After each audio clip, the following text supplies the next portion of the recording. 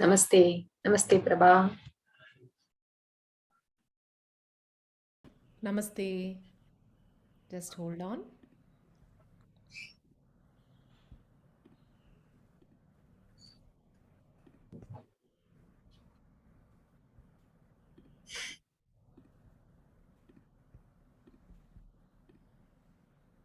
Are you able to see the screen? Yes.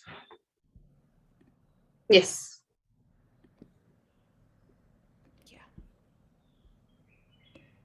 So let's all be seated comfortably, back spine straight. Allow ourselves to settle down completely. Exhale and just allow your body and mind to just relax. Let go of any tensions which might have happened during the day. Tell your mind and body that you're going to tune into yourself for this class. Check your shoulders, exhale and release any tension in the shoulders. Breathe in, feel the rise of the chest. Breathe out, collapse. Breathe in, feel the breath from the tip of the nostril moving inwards, filling your lungs. Exhale, feel the warm air coming out. Breathe in the cool air, energizing the whole body. Exhale and let go.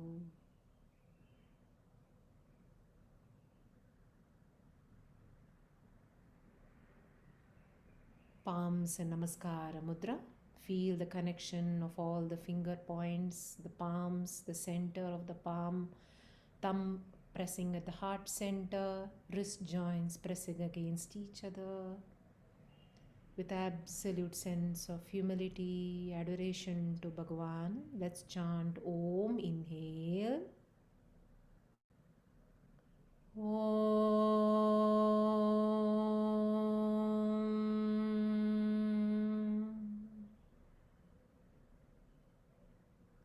Om.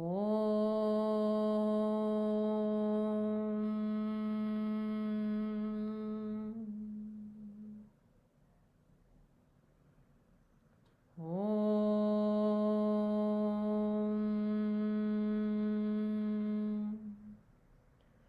Sahanavavatu, Sahanau Bhunaktu, Sahaviryam Tejasvinavaditamastu Mavid Vishavahai. Om Shant Shant Shanti. Harihi Om Shri Gurubhyo Namaha. Harihi Om.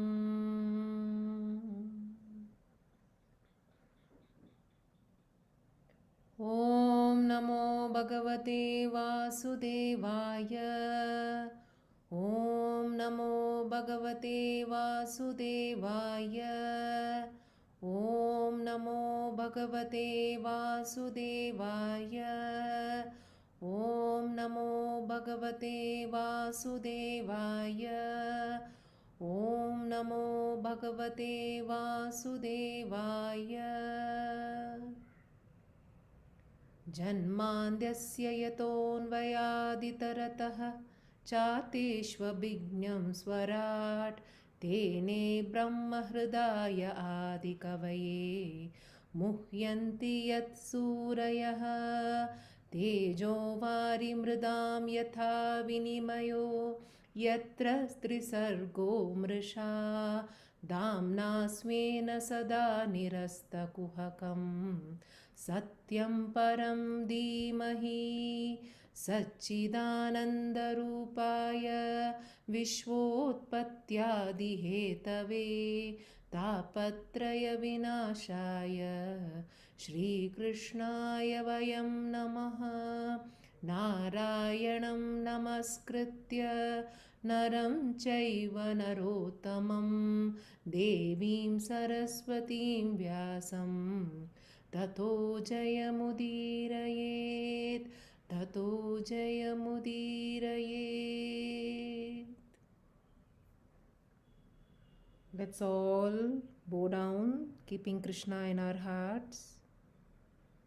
Let's bow down to the Divine Mother Earth.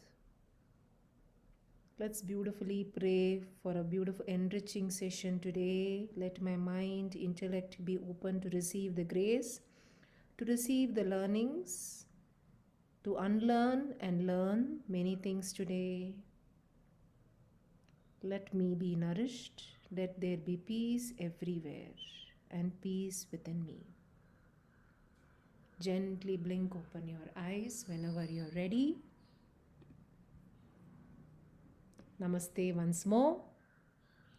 Today I don't have my specs, but even then I will try to adjust in the class. Okay, so let me share the screen while Bala, can you update while I do the sharing the screen part? Sorry, Prabha, I missed that. I just closed the door. You just update what we covered last time. Vidura coming to Maitreya. I'll just Yes. Yeah. So last week we were seeing how first Vidura he meets Uddhavaji, and Uddhava talks about how Krishna and the Yadava, all of them had left earth. And then Uddhava says that Krishna had told him that Vidura will come and meet him, and Vidura has to go and meet Maitreya Rishi for the self-knowledge, because Krishna had given it to Uddhava. So Uddhava, when he told that, Vidura said, okay, please give me that self-knowledge. That is when Uddhavaji says, no, Bhagavan Krishna told that Maitreya Rishi will give you the self-knowledge. So from there, Vidura takes leave from Uddhava. Uddhava continues his journey to Badrikashrama, and Vidura just walks. We saw that, once we start walking with that, the noble with goal in mind, then path just unfolds. So that way, as he was traveling, he happens to meet Maitreya Rishi in the Yamuna river bank, right? Yeah. So there it started. Ganga. Banks of Ganga. Okay. Ganga. Yeah. So after saluting, then we saw a few, right? Yeah. Yeah, so you asked, about I'm wondering why people are, they're seeking happiness, but finally they are having sorrow. There is more pain. I'm keeping on wondering. I've seen no good men, I've seen bad. Basically, I have lived a lot in this world, and I keep seeing people seeking happiness. They are looking for happiness. Where can I get happiness? Oh, I will do this. Can I get happiness? Can I do this? Can I get happiness? And most probably, the fruit of their actions is only sorrow. So fruit of their action is pain and sorrow. So I hope all of you also have introspected. As last class was a very introspective class. Where is our suffering, where is our pain, where am I bound, what are my thoughts which is binding me, where am I seeking happiness but actually I'm seeking suffering somewhere. By seeking one thing, it is moving on to the other thing, like that. So he's also asking, is there no way of avoiding this? Can you please show light on this? Because it has been teasing me for so many years. And what can I do to avoid pain? Because pain is coming from moving towards these actions. I thought I found the answers because I thought listening to the stories of the Lord, thinking only of Him will help man solve this problem.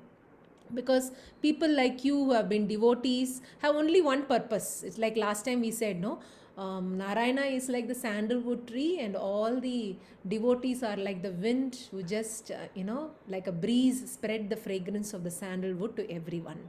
So I would like to know more and more about God. So it's like Parikshita asking Shuka Brahma, right?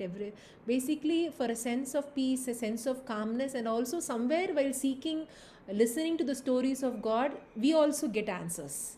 So Vidura is also hoping that by listening to the avatars of Lord, by listening to the glories of Bhagavan from the devotee that is like Maitreya Rishi, that he would also find answers. So, and here also he said, through Mahabharata, Vyasa has told us many things, like attachment to things of the world will lead us pain. He also taught us the many nuances of dharma. We know what is this, what is adharma, dharma. So only like they say, no, why God made good and bad? Only when you know this is bad, then you will know that this is good. So that is why the opposites are there in this world, so that you know that this is not the right way and this is the right way. So that is where we have this, because I remember a child also asking, why then bad things has to be there? Why God cannot have only good things in the world? So like that. So he again and again, Vidura says, I want to drink in the praises of Narayana. Please relate to me the stories. So now is where more and more avatars are going to be coming. So Maitreya, I think we ended here and Maitreya started. Correct? Is that so, Bala? Yeah, correct. Yeah. So Bala, start. Maitreya smiled his appreciation and said, "It is but meet that you should ask questions of me, since you are the incarnation of Dharma." It is but meet means, I think it is, he's saying, Vidura, you are in fact the incarnation of Dharma. So that is why you're asking me these questions. Yeah. I am very pleased with you. I will be only too happy to relate to you the entire story of the Lord. I will begin from where it all began. So the question that Vidura has asked is, please tell me the stories of Bhagavan, right? From where everything started and how is Bhagavan doing his Leela. We saw, right? Shukamuni saying Srishti, Sthiti, Laya. In everything it is Bhagavan indeed. So how do I revel in that and not get caught with this limited world? So by reveling in that Bhagavan all the time, we can touch that infinite joy or happiness. So Vidura asked that, and Maitreya is now with complete, they say in Puranic, when we listen to this, Vedavyasa goes to a samadhi state and he writes. Every rishi, when they ask question or when they even answer, they are in the samadhi. That is why such wisdom comes out. It is not that as a limited personality they are talking. So it is the divine himself manifested in the purest form. So we get, that is why it is called the pramana. These are the truths. So when we listen, that is why they say, when we listen to Bhagavata Katha, we also find that mind, the peace, we touch that somewhere, right? So that is passed on to us also. So he starts, Maitreya, a very interesting, now completely a Puranic story. It was Puranic Katha, I must say. It was after the great deluge. The entire earth was submerged under the waters. Narayana was absorbed in Yoga Nidra after the Mahapralaya. He was reclining on the great serpent Adisesha, and the entire universe had been withdrawn into him, and it lay dormant in him like fire in a piece of wood. The three gunas were in equilibrium, and therefore there was no action. And so it was for a long while. Then time caused a disturbance in the three gunas, and when the balance was upset, out of the navel of Narayana emerged a thin stalk, which was the manifestation of Rajoguna. This grew into an immense lotus, and it illuminated everything around it. Into the lotus entered the Narayana in another form, which was Brahma. Considering himself to be born on his own, Brahma found himself to be well versed in the Vedas, and he found that he was alone. He looked around him in all four directions with eyes wide open, and he found that he had four heads pointing in four directions. He saw nothing but a large expanse of water all around him, and the noise he heard was made by the immense waves of the sea. He looked down and found that he was seated on a lotus and he could not discern the beginning of the lotus stalk. He entered the stalk and traveled downwards, but found nothing at the end of it. He came back to his original place, and around him the waters made noise, and it seemed to him as though they said, Tapa, Tapa, perform tapas. Perform tapas, and you will find what you seek. Brahma performed tapas seated in the lotus for 100 years. For 100 years, he was absorbed in meditation. It's so beautiful. I am just relating to the microcosm. Okay, because that I found it more relatable than this entire microcosm means this individual. Yeah. See, like what earlier it is said, no, after the great deluge. So imagine the sleep. We are in sleep. So all our memories, thoughts, vasanas, everything is dormant in Narayana. Okay, the Antaryaman within us. Like fire in a piece of wood, right? Now it is all dormant when I am sleeping. And this Adi Sesha has a very beautiful, we all know, many might be knowing, but I really like to again reiterate. Sesha means something remaining, right? Adi is the first, you can say, the source. So that remains. Yeah. So Vishnu sleeps on Adi Sesha. We can also relate it as we all do in Vedanta, right? I am not this, I am not this, I am not my body, I am not my thoughts, I am not my mind, I am not my breath, I am not my intellect, I am not my memories, I am not my vasana. So when we say this neti, neti, I'm not, I'm not, I'm not, I'm not, and finally there is something remaining, which is the source, right? That is the Antaryaman. Okay, so that, like that, at the macro level, it is all put together. It is Mahavishnu, right? So he is there, that Antaryaman. So when I'm sleeping, Antaryaman is there. We saw that Turiya state is there, watching all the time. So when I'm sleeping, all the vasanas, the memories, everything is in that Antaryaman like a piece of wood. Then the time causes the disturbance. Morning we wake up maybe. The time causes that, and out of that comes the manifestation of Rajo Guna. Idanna Mama, what is that? So the time which Rajo Guna. So now I wake up. Yes, that activity starts. Whenever you are doing yajna or homa, the end of they say idanna mama. That means this is not mine. Idanna mama. Idanna mama. Yeah. Yes, nothing is mine. This is not mine. This is not mine. This is not mine. Correct. Idam namama in a yajna. That's why we say yajna spirit, work with yajna spirit. No, nothing is mine. So I'm working like without the kartrutva bhava. So we are sleeping, and then when we wake up, the very first stock that comes up is that aham vritti, I am there. I, right? That identification.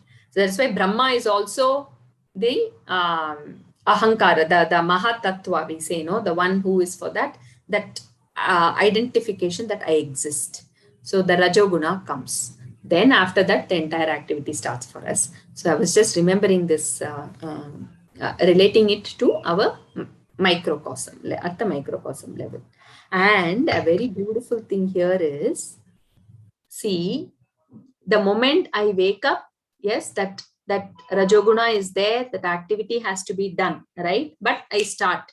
But here what Brahma does, he tries to find the source. He is not able to. He again comes back and he looks, and he is listening in that state, of samadhi, that balanced state, and he hears tapa, tapa, tapa.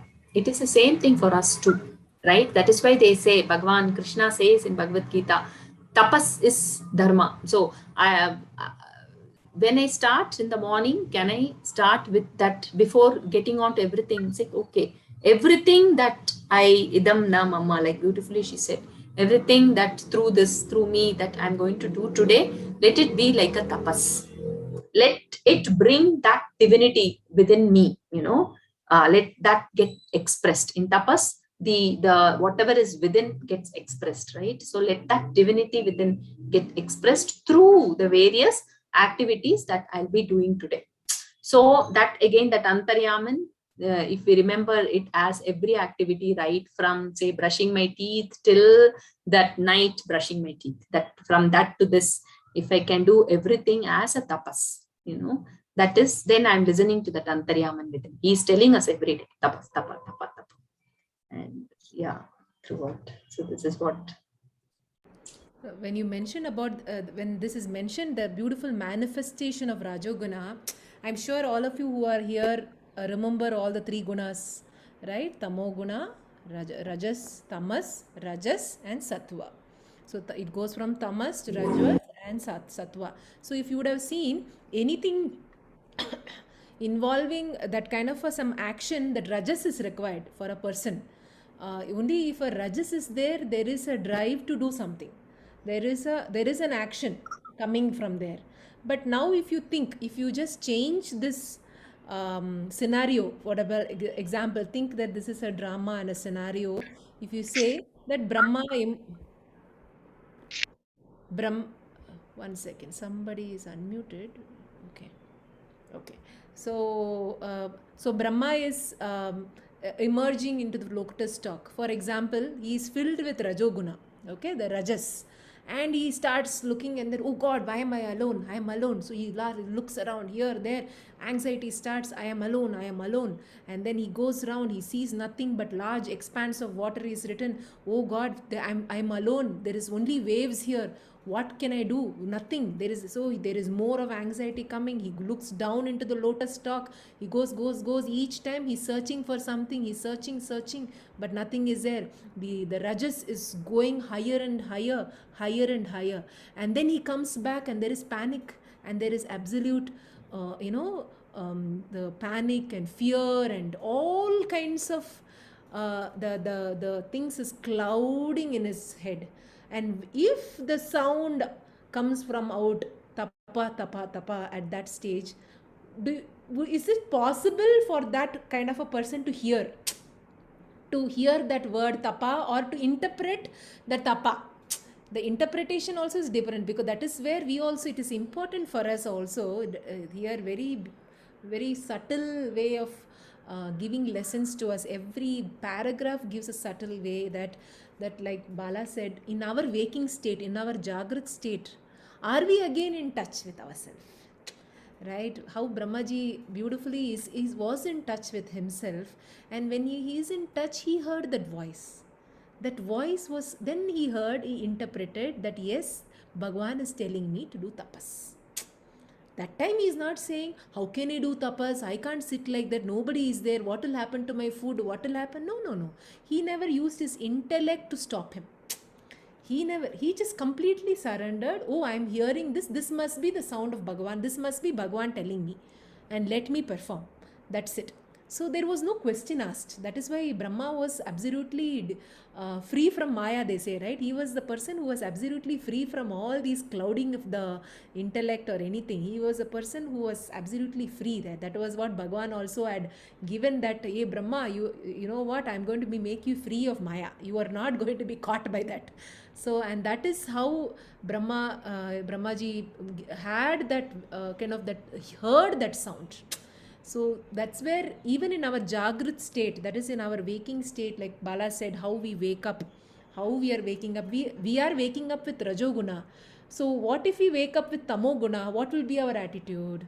Oh God, I have to wake up. What a dreadful day today.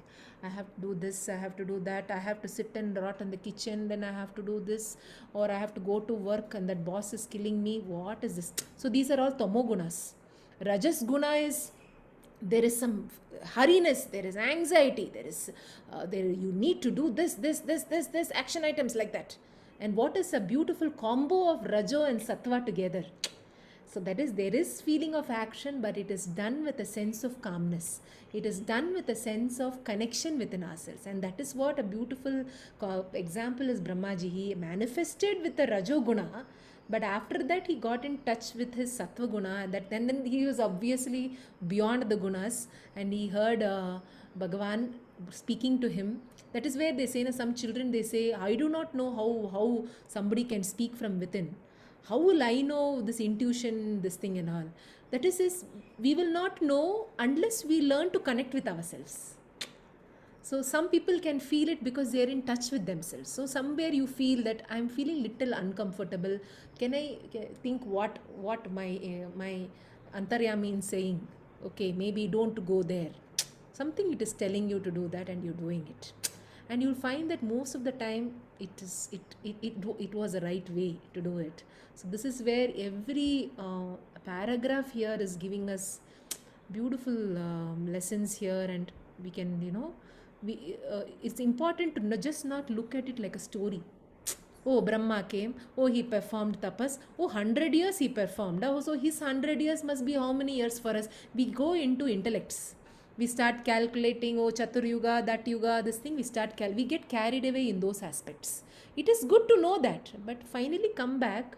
What is the beautiful, the inner meaning of every sentence used, every word which is described by Shuka Brahma and by Kamala Subramaniam ji, who's written here. She must be a very have had a divine experience of understanding and putting it in English for us, right? So I'm sure if we meet her, what a divine soul she must be, right? So shall we move on? So Bala, you only read, huh? Yeah. All on a sudden, he saw the form of Narayana in his mind. The Lord was reclining on Adisesha, who was white like the stalk of lotus. Brahma realized that he was the Purusha. The moment he saw the Lord, Brahma obtained wisdom. He knew what he had to do. He was made to come out of the lotus to create a new world. He worshipped Narayana with the words which came to him without his being taught them. Narayana said, I have set you the task of creating the world and beings on it. Brahma said, so be it. Very beautiful. See here. Yeah, this I'm just remembering, so he, without even, he doesn't even know what is coming out of his mouth. See, he worships Narayana with the words which just came to him spontaneously. See how beautiful it is, no? Just like that pure crystal, and when there is light, it just gives out that light without any what do you say, distortion or whatever. That way, Brahma was such a pure being, so one interesting thing which I would like to, I'm remembering now is one of the Balavihar classes when we started Ramayana and talking about sage Valmiki. Yeah. So Ratnakar, we all know the story, right? When Ratnakar, he was a dacoit, and then he was made Valmiki by Rishi Narada.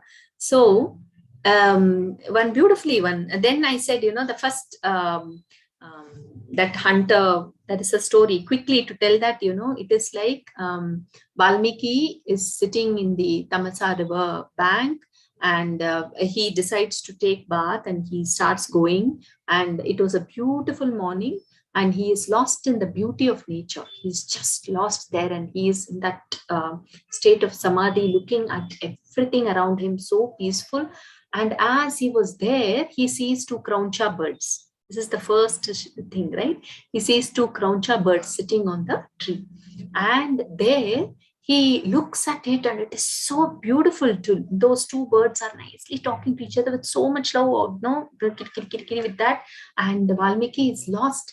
That love is so absorbing, right? So he's looking there. Suddenly, an arrow comes and hits the male bird, and the male bird falls down. And the female bird is now in total distress and crying and shouting and looking at that. Valmiki is that sudden, shift in that mind. He gets very angry, sad, and he that shloka comes out of his mouth. He says, Manishada Pratishtantam. That is the first shloka, no? Agama Shashwati Samaha Yat Krauncha Mithuna Dekam Avadih Kama Mohitam. Correct. So he, in fact, shouts at that hunter. Okay. So that anger is there. And how can you do that to the Krauncha bird? So that gets over, that episode is over. And then Valmiki realizes that out of nowhere, whatever he uttered seemed to be a shloka with that proper chandas. Yeah. So that, and then he is confused. He comes back, sits in the ashram. All his disciples are also chanting that. And he's wondering, how did this come out of my mouth? From where did I get it? So, and then we know that he writes all the 24,000, whatever shlokas he wrote came out like that. That is why all these are so pure. There was no filtration in that instrument, absolutely what the divine comes, Yat Krauncha Mithuna Dekam, Avadhi Kama Mohitam. Correct. So, completely, so the child asked, how come he could not even say Rama? He was saying Mara, Mara, Mara, right? As a Ratnakar. How come this came out of his mouth? That is the beauty of Narayana, right? We say Mukam Karoti Vachalam, Pankum Lankayate Girim. So even dumb can talk, someone who is lame, who is, who cannot walk can climb the mountain. It is possible if he wills. That way, as Brahma is so absorbed in meditation, the moment he sees Narayana, the purpose of his whatever creation or whatever, why he was there, became just known to him. And he is one with that Narayana, and it just comes out of him. So it is so beautiful. So it is applicable, like what Prabha said, for all of us. When the more and more and more we purify this body, mind instrument given to us, that is the only sadhana that we need to do. We have collected memories and I don't know what all things. So much mala in all our layers over janma, janma, janma. So the more and more we purify by listening to Bhagavan's Nama, by listening to his stories, this itself is the greatest blessing. I think somewhere some purity is there for us. So we have come here. So listening to these, the idea is we become so pure that Antaryaman works through this instrument. Like we become like that crystal and he just, then that is something that our sadhana is to purify our instrument by. We'll continue. Anything else? Nothing. So Brahma's, Continue. So Brahma starts the creation. Out of the mind of Brahma were born the 4 rishis, Sanaka, Sananda, Sanatana, Sanatakumara. When they were born, Brahma said, take up the work of creation and multiply. The 4 rishis were bent on attaining salvation at the feet of the Lord. And so they refused to take up the work of creation. Brahma was very angry with them, but he controlled his anger. Though his reason held it in check, his anger took up a form and emerged out of his forehead. It was a child, reddish blue in hue, and he began to cry as soon as he was born.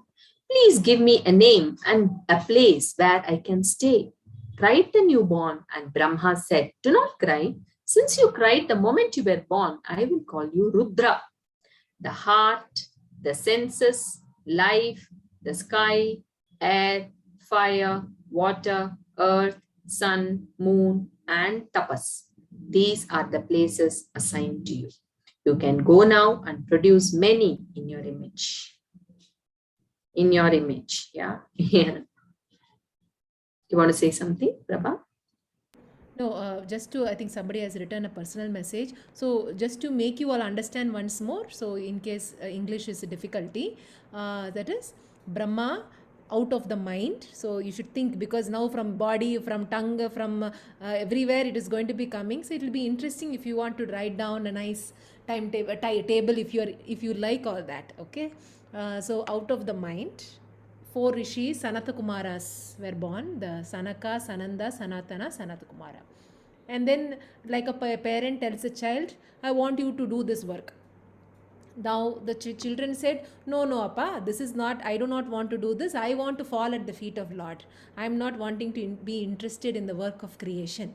So little the anger, some irritation or anger set in Brahma. And from the bro, usually when there is anger, the bro gets there's, what do you say, the crunched or wrinkled or whatever, and from there emerged from Brahma another person, a child which is reddish in color, and then Brahma named that child Rudra. And he, there from Rudra itself, there were some things which was responsible for Rudra to do the creation or do the work of creation. What was it? The heart, the senses, the life, all the Panchabhutas, sky, air, fire, water, earth, sun, moon, tapas. So he says, come on, these are the things I'm assigning to you. You start. Start making and doing your work from there. So I hope everyone are clear till now. Yes, Bala. Brahma then created 10 sons out of his body. These were Atri, Angiras, Pulastya, Pulaha, Kratu, Bhrigu, Daksha, Marichi, Vasishta, and Narada. Dharma and Adharma were also born of Brahma. Out of his heart was born desire, and out of his brows was born anger. His shadow took a form, and this son was named Kardama. From Kardama, we will see the Rishi. No? From his mind and body was created this entire world. Out of his 4 faces were born the 4 Vedas. Brahma then divided his body into 2. One was male, the other was female. They were called Swayambhuva Manu and Shatarupa. These 2 produced 5 children. 3 were daughters, Akuti, Prasuti, and Devahuti. The sons were Priyavrata and Uttanapada. This is history, no? What we read in history books is not real history.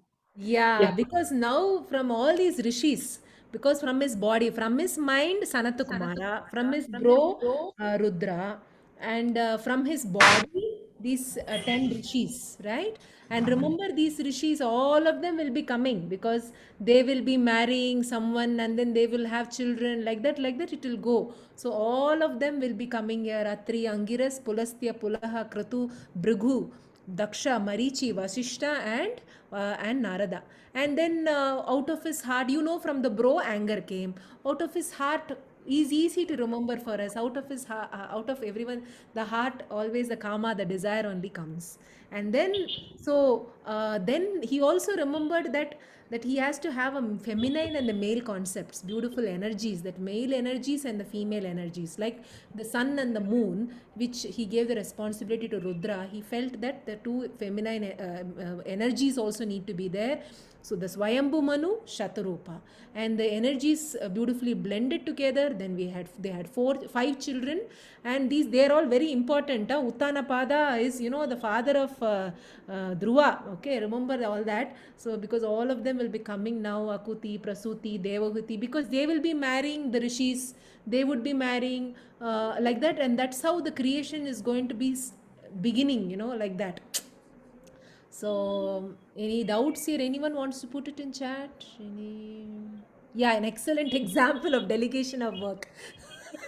Fantastic. Good. Yeah. And what a sustainable, look at the sustainability, no? Everything, it is so beautiful to see that. My God. Yes. So now don't get confused. Oh, I don't remember who married whom and all. It's okay because we will know their offsprings and their journey, right? And that is how the story continues. The journey, the experiences, the learnings are more important than the names and all that. Yeah. Akuti was married to a rishi by name Ruchi. Devahuti to Kardama, Prasuti to Daksha.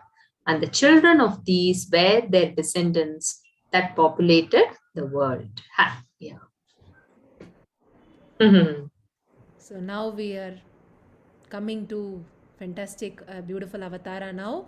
We have time, so we are starting off right away. Adi Varaha. Yes, Bala. So one thing is here, Dashavatara, we all would have heard in one sequence. Okay, that has been put in later. Okay, somebody maybe tried to match it with their Darwin evolution. Our scriptures do not subscribe to Darwin's evolution. Now, I think even the modern science is not anyway, Darwin's evolution theory is.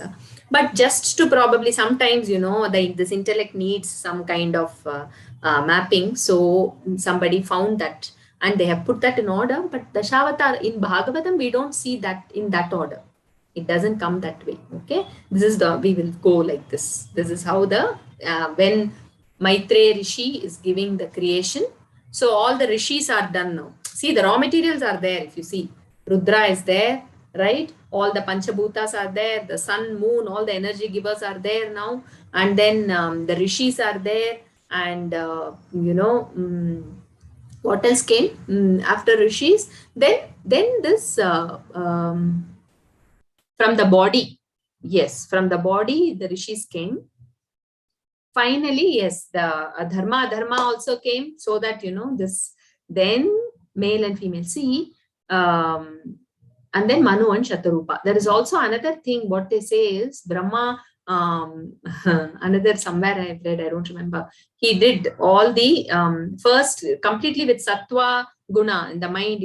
He creates that Sanata Kumaras, the Sanakadi rishis. So because they were so pure and sattvic, they did not want to get into this, what do you say, Vamsha, procreation and all that. They were so tuned to Bhagavan. They were not even, their mind was not looking outwards. Then so much of Tamo came in, right? The Rudra. And then he starts mixing. They say mix and match. So rishis came in who were more of Sattva. And then he wanted, this is one perspective, I don't know, maybe Sadhguru, I don't remember. So everything, only if those were there, no, then this entire creation would just go on and on and on. So it is cyclic, right? The creation comes and there has to be some dharma, the duality has to be there, and this people getting into Maya. So at some point with his calibration, he found the right mix of Rajas, Tamas, Sattva, and that is where this Manu and Shatarupa come in.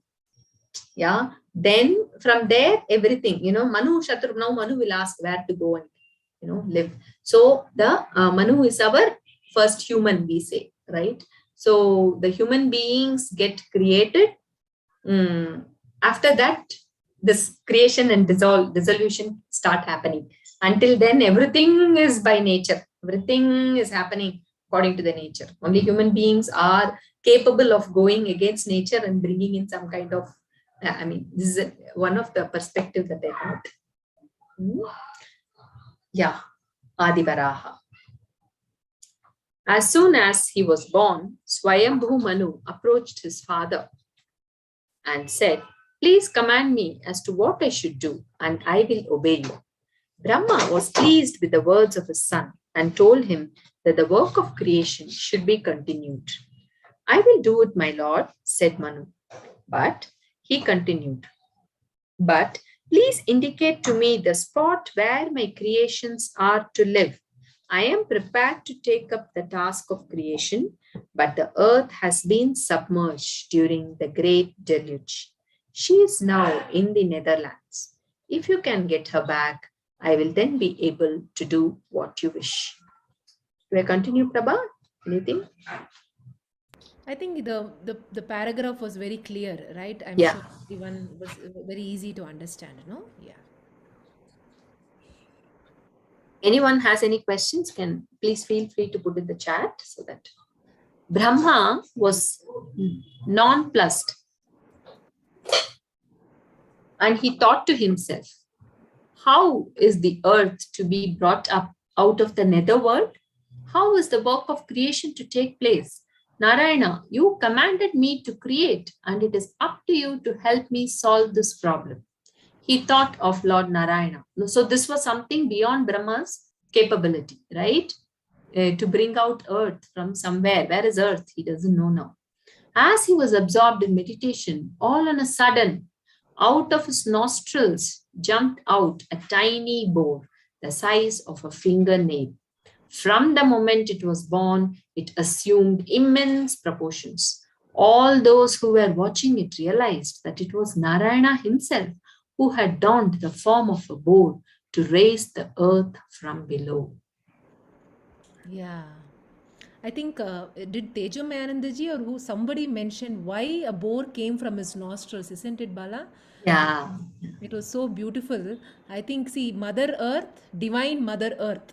Earth, what is the Panchabhuta element there? Is Prithvi, Earth, right? And who loves Earth a lot? Very much connected to the Earth. That is a boar, when you see, the boar, it seems, always puts its head down and always is, is looking at the earth only. If I am saying it in the right way, it's like when it walks, its nostrils is always towards the earth. It is like it is so connected to the earth. It does not feel even the earth is dirty or not. It doesn't, for this it's nothing like that. It was so connected to the earth, and that is how the earth as a Prithvi is the element, and who's a great lover of Prithvi, and that is the boar with its beautiful tusks there. So, anything else did he add that, Bala, when he shared that?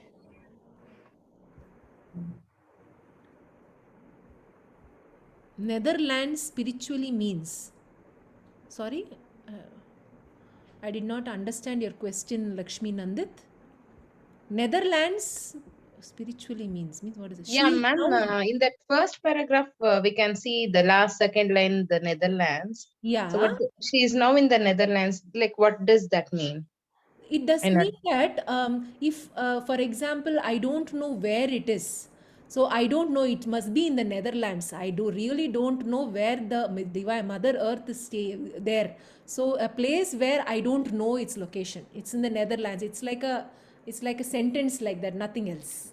okay, fine, thank you. So, and that is how a boar and the పాతాళ లోక మార్గం పాతాళ లోకం Netherland ನ పాతాళ లోకం yes, it could be anywhere. Here it's not Patala Lok here. Not this is not the place for Patala Lok here, because the earth is submerged in the great deluge. The deluge is, there is just water. Imagine you just have a place of water and the earth is somewhere down. It's like a submarine which is in the whole ocean. The submarine is sunk. Where will you know the submarine has sunk? Now you know latitude, longitude, and all, people will convey it. But where it is, if somebody is asking you, I don't know, pa, it must be somewhere in the Netherlands, you might say, right? How will I know where the submarine is in the ocean? So it is that the colloquial way of saying it. That's it. Yeah, that's what I have understood. Bala, is there anything? That's the English language. Yeah, correct. It's just the. So, and that's how out of the nostrils, remember that a tiny boar came. Yeah, it's a very beautiful, I really liked the way Tejamayanandaji explained that, right?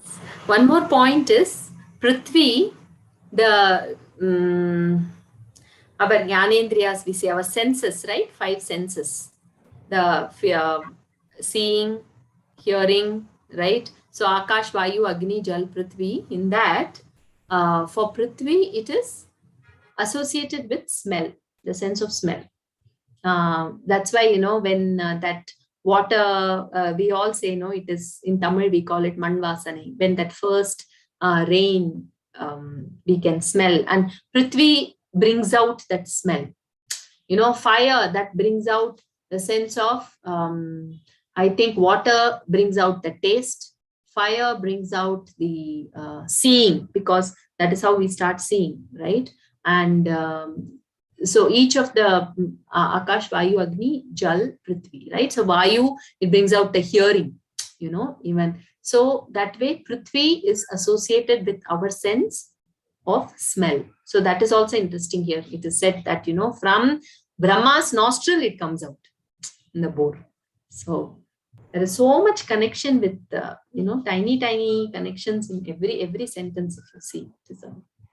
So here, I have this book with me, so I thought it is important for us to know. Yeah. Yes. So there was a reason, Karana, that Bhagavan took the form of a boar, Sukara. Let us reflect on this. A boar born out of nostril? What kind of story is this? Its hidden import lies in the relation between the 5 elements and the 5 sense organs. So every element has a unique speciality, attribute. That is, the space is sound, air is the of Touch. air is Oh. touch, fire has a form. Okay, the rupa is there in fire. The water is a taste. You could taste the water, and the earth is smell. Right, that is the gandham, that smell, gandham pushpam, all that. So we smell with our nose, isn't it? So there is no other way to smell.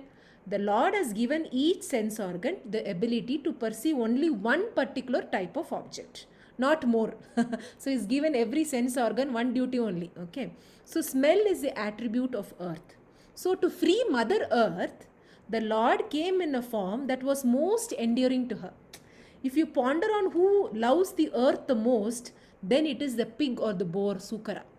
A pig, it keeps sniffing all the time. If you observe a boar clearly, its neck is always towards the earth, never upward. Even if it walks, it is downwards. The dirtiest of the earth's dirt it eats. Just by these indication, we know that it loves the earth.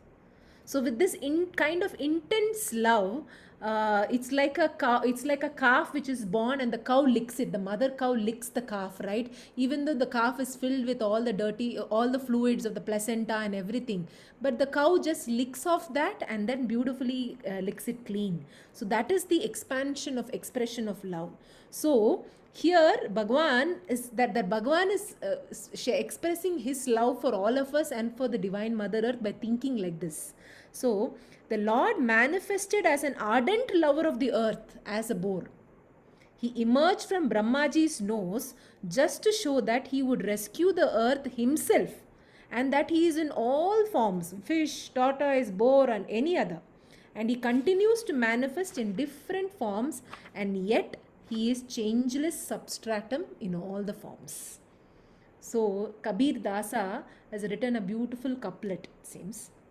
Hari ko har mein dekha. I have seen the Lord in all forms. The Lord comes in different forms, but Hari jaise ka tesa. That is very nice. That is, he will remain the same, unchanged. He will beautifully come in all the forms, but he is changeless. This is why this Vedantic statement, Nama Karana Sukaraya. So it comes in the Bhagavatam, right? Sukara means now you know it is a boar. Lord Varaha manifested to rescue the earth and took the form most suited for the task.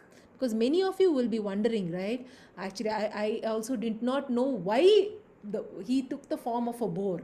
And now I'm sure all of you, beautifully understood everything has a reason, and how Bhagwan has beautifully, had the reason to be incarnated as or take the avatar as a boar. Okay, so we'll continue. Anyone? One more thing that is coming to my mind now is, Yeah. so Bhagwan takes avatara every moment, to us also.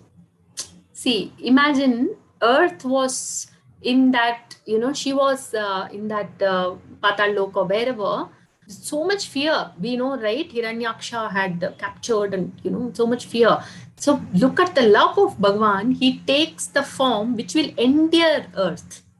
Okay, the moment she sees, she, her fear would go away and she would just, feel so comfortable, right? So like that, everything, when I am in that whatever, and call out, he comes in a very endearing form to us, maybe as my child giving some message to me, right? It is Bhagwan himself, like what Kabir Dasa says. He is in every form, but he remains unchanged, right? Someone who is so dear to me will come and give me some kind of advice, so that, I am all ears to that person. Someone who I'm angry with may not come, because it doesn't go in me, into my mind. So someone who is so dear to me, when they come and tell something, I am ready to listen. So Bhagwan he's so dear to us. He knows what is happening and he comes through someone from whom we are ready to listen. So that's also so beautiful, I Very thought. beautiful, Bala. Very beautiful. Again, it reminds me of that story, you know. This is one of my favorite story, right? Madhav Bhaiya, where are you, right? So when a person is in pain or is in suffering or anything, Bhagwan comes in a form which is very endearing, like Bala said, they're repeating the sentence. If it was an elderly gentleman or something like that, that child who was anyone who, I'm sure everyone knows the story, right?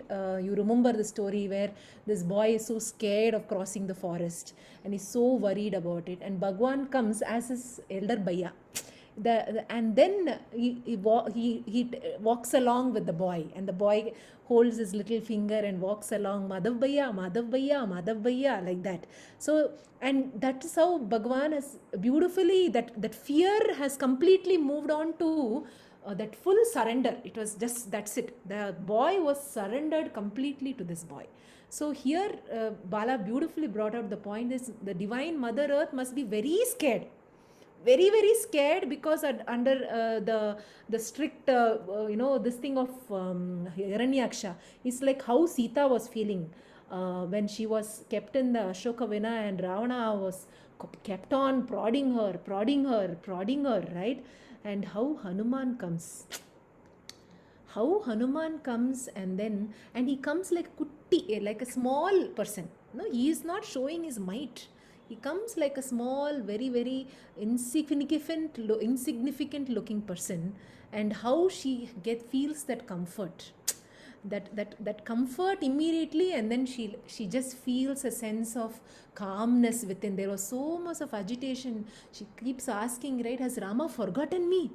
What happened? He would have burnt this entire earth and he's forgotten about me. Maybe I would have committed sin. Maybe I would have done something. That is why has he forgotten? Why has not Rama come? And Hanuman consoles her, gives that comfort. So he has come there as Bhagwan's mission, but somewhere he has come to her as if like the like to as a cool breeze to the suffering, right? So that I think everywhere the psychological factor is so important for all of us. You see a child in suffering, in pain, suddenly you can't look like a lion, come like that and then say, I'll give you comfort, come sit and talk to me. You can't say like that, right? You have to come down to the level of that person and then speak, and then the child or someone would really let out or feel that comfort and hold your finger to be lifted. So this is where Bhagwan is giving us lessons there, how we can also be, how we can also have that compassion there. And when we have that compassion, we look at everyone with the sense that there is someone beautiful lying inside, and let me look at that, and that person is there, and that's all, is in trouble, and that's it. And then we are there coming down to that level of that person, and then beautifully lending our support or hand or whatever it is. So maybe it could be a beautiful lesson for us to Bala, thanks for bringing out this point. It's such a fantastic point actually. Anyone wants to share anything here? This is a nice place to put out anything, because after that it will move on. We can do that next class too, right?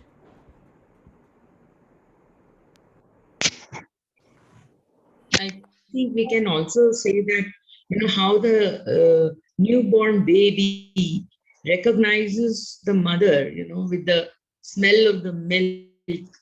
So the smell is the most pronounced sense organ, Very which beautiful. is in the beginning of, as we are born, more than the sight or, touch or anything, it is the smell. So that, I think that is what also. Beautiful. That's why maybe our impressions are also called vasanas. Very nice. The Yes. tendencies, no? Mm. We immediately respond to the smell, right? Anything which is, our smell, of course, because we use all the five sense organs, we we don't discriminate as to which is pronounced. But usually, if you see the newborn baby, it because of the mother's milk, it can smell the milk.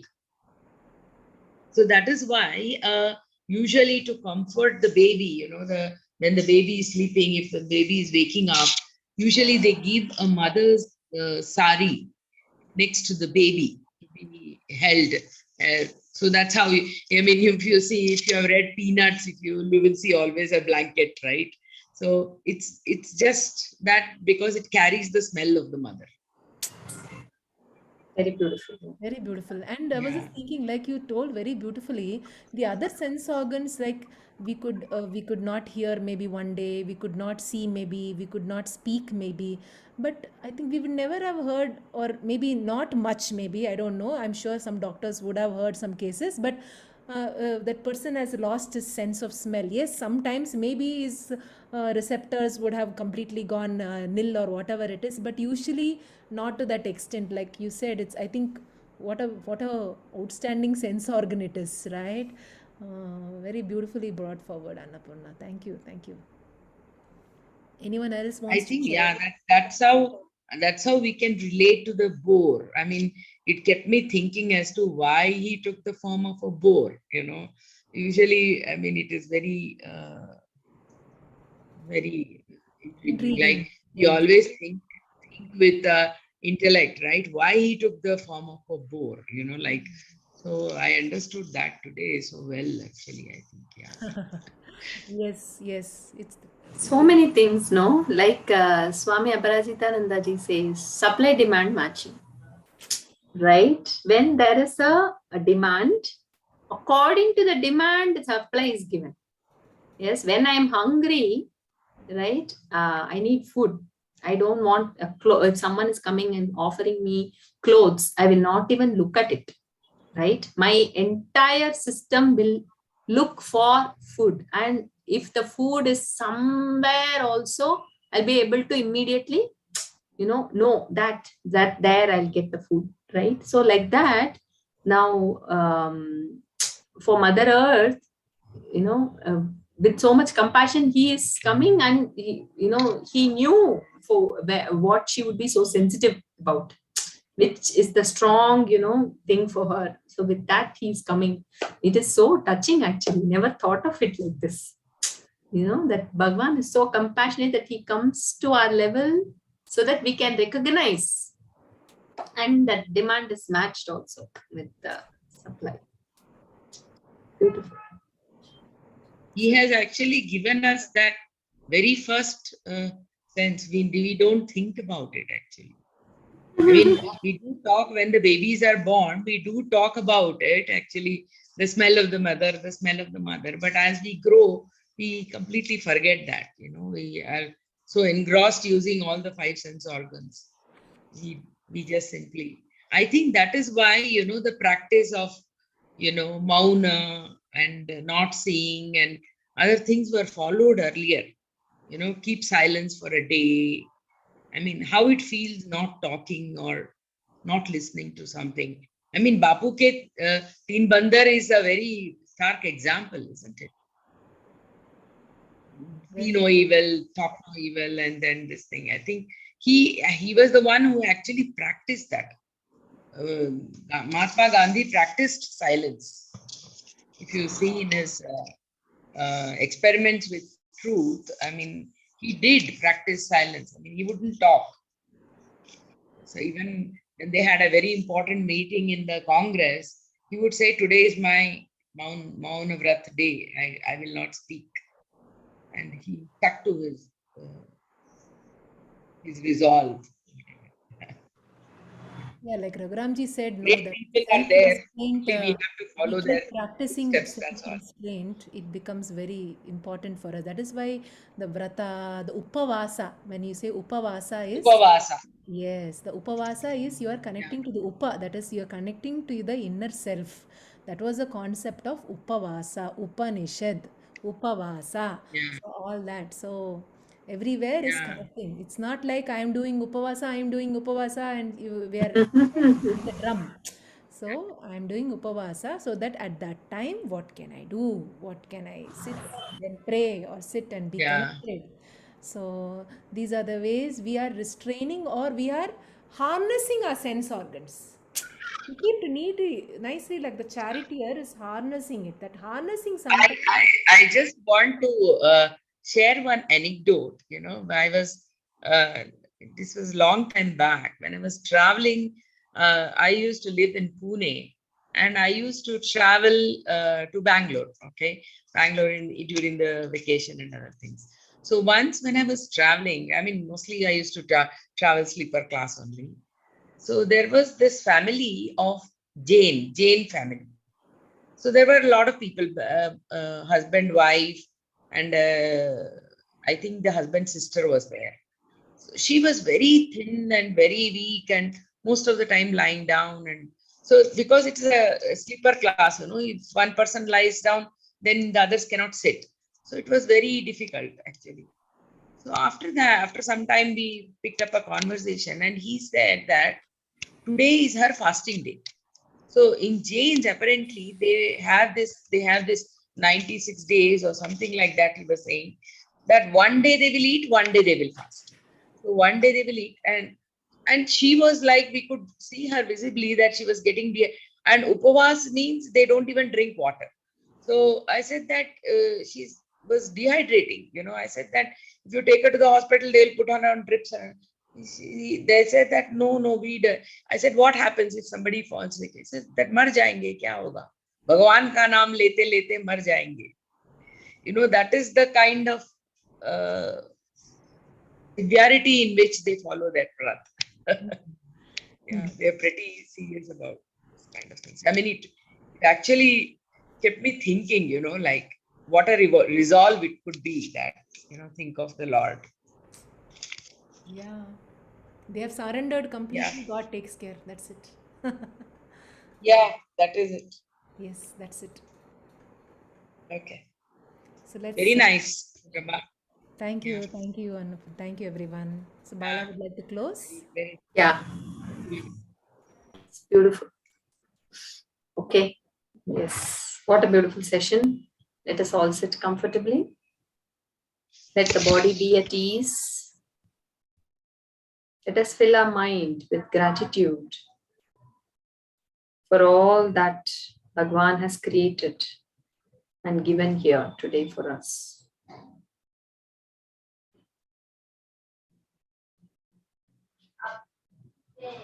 The all compassionate Bhagavan, who is ever present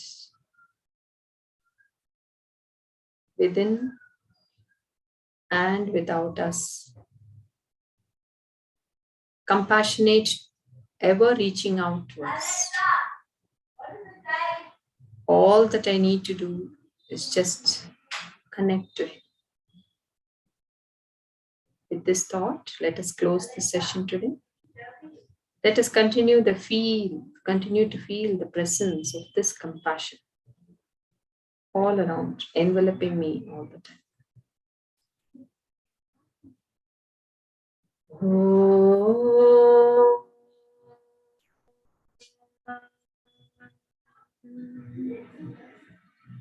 Purnamada Purnamidam Purnat Purnamudachyate Purnasya Purnamadaya Purnameva Vasishyate. Om Sarve Bhavantu Sukhinah Sarve Santu Niramaya Sarve Bhadrani Pashyantu Ma Kaschit Dukkha Bhag Bhave. Om Shanti Shanti Shanti. Hari Om. Shri Guru Bhyo Namaha. Hari Om.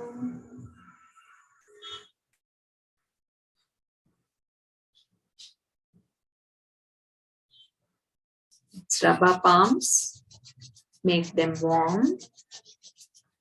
Make a cup of your palms, place it around your eyes.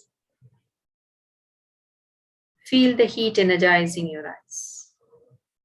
Bring the palms in front of you. Gently blink open eyes to your palms.